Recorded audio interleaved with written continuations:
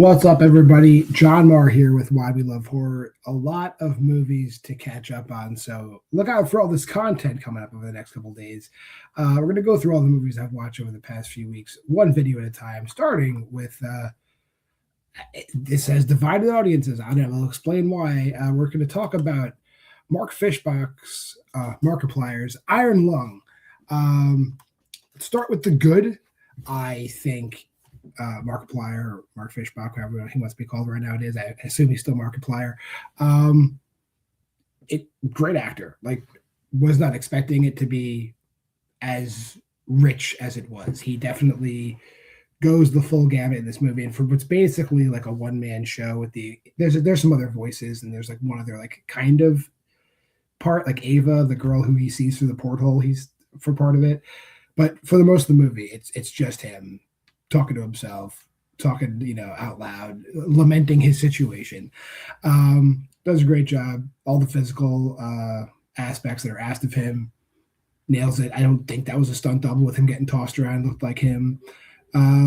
The cinematography is good. Like, the effects are good. Apparently this has the record of the most fake blood used in a movie, which makes sense since it takes place in an ocean of blood.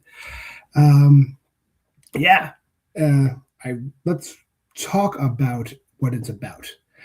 This is a post-apocalyptic world where we're at the end of end times. Like, if we believe what physics has told us, this has to be like literally billions of years in the future, where the stars are dying. Mankind is like fleeing to the ends of the universe, trying to find any kind of resources to maintain humanity.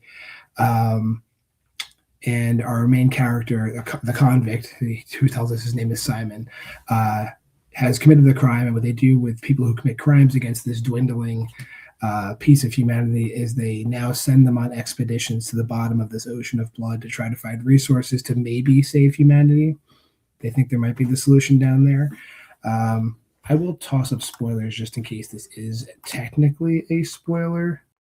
He is not the first person to do that. That is a big part of the plot. Apparently they've just been sending humanity down to their doom, because it's like, obviously blood's a little heavier than water, so the pressure breaks open these like iron lung submarines over and over again.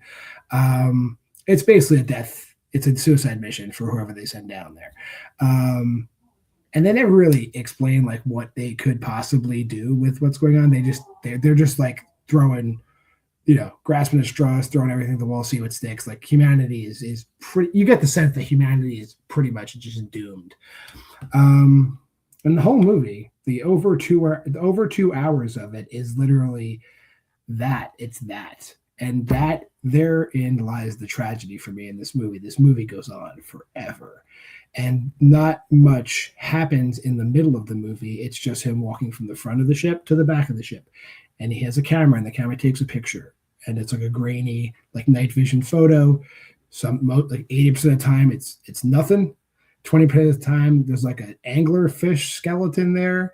Like, and that therein lies like the drama of it all. Like, will there be a skeleton there? Will there be something in the picture? And they just beat that to death. The whole movie is that, him screaming, like basically like being like a Jesus Christ figure, like, why have you forsaken me? Like, it goes on and on and on and on and on. In the third act, they dump a metric ton of blood into the submarine, and that's fun to watch. And for what it's worth, the effects and stunts in that part are good, but man, do you have to sit through a lot of movie to get there. And no, I have not played the video game, but I've heard that it doesn't really matter because a lot of the lore they introduce in this movie is not in the video game. It's really just the mechanics are the same.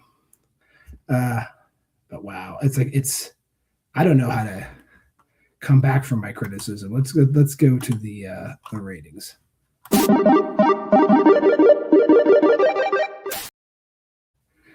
Yeah, for everything that's done right in this movie, the length is palpable. Like, I have never felt the length of a movie more than I have felt in Iron Lung. This movie could have been good boy short. It could have been 70 something minutes, and it probably would have been way, way better.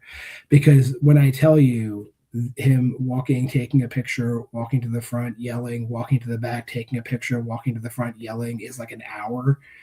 I'm not exaggerating. It is some permutation of those things happening for a long, long, long time. So it really grates and bores you. 2.5 stars. I'm sorry. I wish I could rate this higher. It's just not. Maybe I'm just getting old. I'm sure the kids love it. I'm sure this is like Five Nights at Freddy's for mature kids. That being said, come back for more content. I'll be reviewing more recent movies over the next few days. I am JWMaher. This is Why We Love Horror. If you made it this far, like, comment, subscribe, share, go to the Facebook group at Why We Love Horror, and check out our Letterboxd challenge here. You can watch movies along with us, comment with us, interact with us all year with the Letterboxd challenge.